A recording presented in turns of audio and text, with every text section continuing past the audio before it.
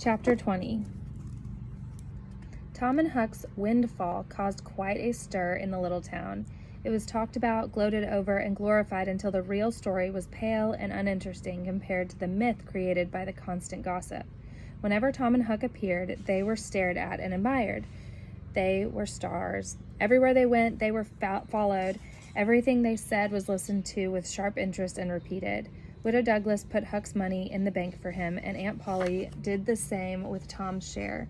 Each boy had an income now. Although it was only $1 a day, to Tom and Huck it was a fortune. Huck Finn's wealth and the fact that he was now under the Widow Douglas's protection introduced him to a whole new world. But for Huck, it was a world he wished he had never known.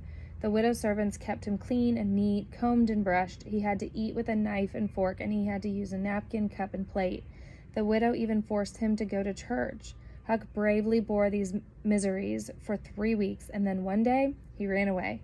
For 3 days, everyone hunted for him. Early on the 4th morning, Tom wisely went poking around the abandoned slaughterhouse, one of Huck's earlier favorite hiding places.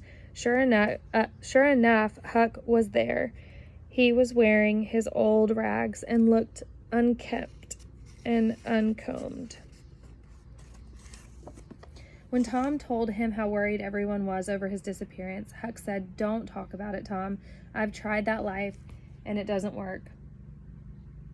It isn't for me. The widow was good to me, but I can't live like she does. She makes me dress and wash and do everything at a special time, and I'm just not used to living that way." Tom tried to convince Huck that he would learn to like his new life, but it seemed hopeless.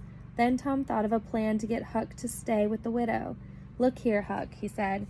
"We're going to form that gang we talked about back at the cave, but we can't let you join if you aren't acceptable." Huck was sad for a moment.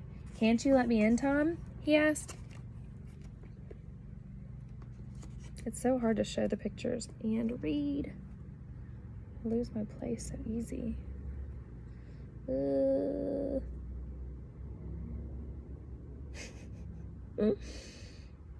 Why? Oh, it's right here. Okay. Didn't you let me play pirate? "Yes, but this is much more high-toned than a gang of pirates," said Tom. "Now, Tom, haven't we always been friends?" pleaded Huck. "You wouldn't leave me out, would you?" "Huck, I wouldn't want to, and I don't want to, but what would people say?" "Why, they'd say, 'Tom Sawyer's gang, pretty low characters in it,' and they'd mean you, Huck." "You wouldn't like that, and neither would I." Huck was silent for a long time. He had been used to living his own way for so many years, but now everything was different. Both the widow and Tom wanted him to change. Maybe it wouldn't be so bad after all. "Well, I'll go back to the widow for a month and tackle it and see if I can stand it, but only if you let me belong to the gang, Tom." So Tom and Huck walked arm in arm toward the widow's big house on the hill, and as they walked, they planned all sorts of new adventures. That was it. Oh, thought we had another page, another chapter.